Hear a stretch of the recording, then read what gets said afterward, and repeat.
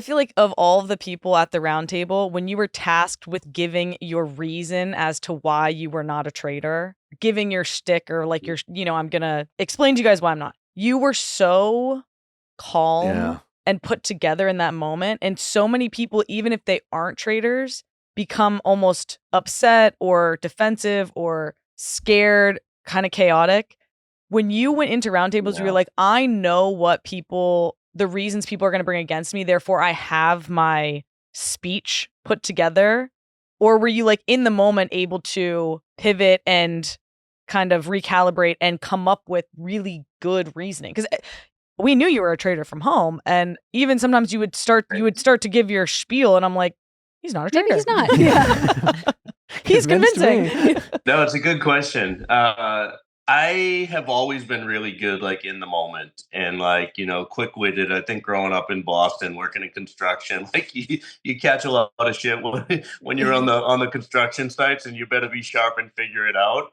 So I never really planned anything. Like, truthfully, even Derek coming at me, that was a complete surprise. I didn't expect him to come at me, but something that happened previously helped me to defend against that. And I'll discuss that in a second. But to directly answer your question, you have to understand your audience, right? So like different people, I would need to appeal to differently. And I think that just comes from like years of experience of playing with people, playing these games, but also having self-awareness to know what different people needed. Some people that were more emotional, you had to appeal to their emotional side. Other people like Tom, you'd have to appeal to his ego. Other people like Ivor and Sam, you'd have to appeal to their logic. So would have to figure out an argument depending on what the question was asked or how it was going to go one way or the other. With Bob the Drag Queen, they cut a lot of it out, but like I started that, I didn't really want to have to go after him so early. But once I saw that he pointed out like the guys in the cages, personally, I was like, man, he's got to go because I got to get him before he gets me. In hindsight, maybe I didn't have to do it that exact day, but I had already started to spread it around the castle. And when I did, I can't like put the lid back on it. It's out now. And truthfully, that roundtable was going towards Sierra and Nikki, and I'm the one that kind of steered it towards Bob. But in the moment when I did, I came at him and I came at him hard, and I knew I had to like get him. I had to be hardcore about it, and it was a lot more than you guys saw. It was a lot of back and forth.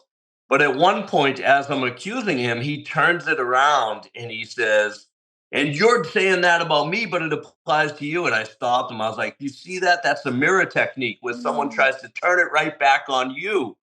So fast forward to when Derek accuses me, I think he thought I was going to turn it back around and come at him, and he was going to use my mirror stuff against him. But really quickly in the moment, I realized that by doing that, it would be a huge mistake.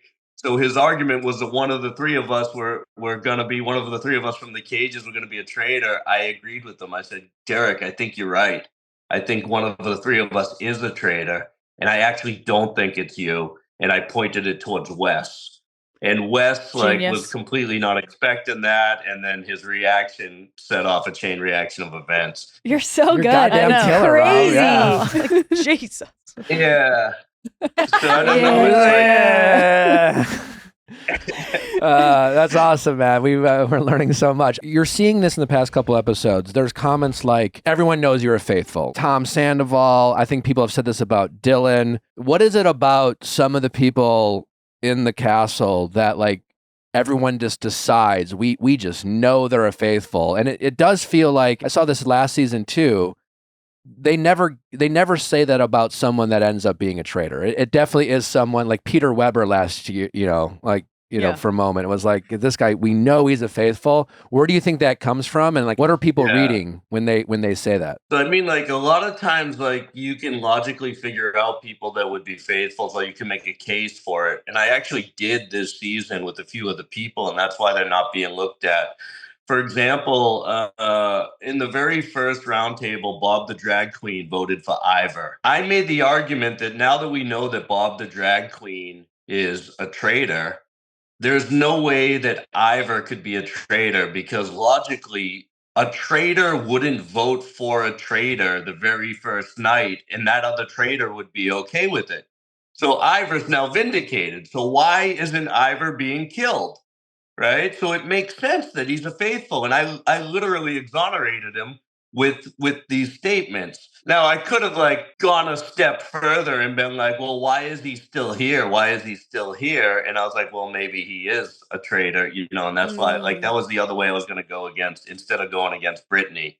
Or I could have gone against Danielle that night. There's so much more to the meta, like when you understand the rules. So we're at the point where if we get another traitor now, we have to recruit. And everybody thinks, or if they think I'm a faithful, I am also the number one person that would be recruited. Yeah. Right? Yeah. So now I got to try to keep this mess of a turret together, and it just doesn't make sense.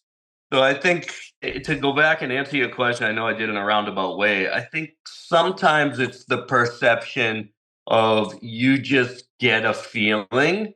Sometimes somebody's doing some groundwork to make you feel a certain way.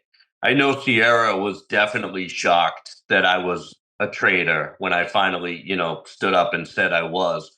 But I did so much groundwork to make her think that I was a faithful between like the logic and the reasoning. I used her example of being placed in the casket because I knew she was a faithful. It was like they're trying to frame me the same way they're trying to frame you.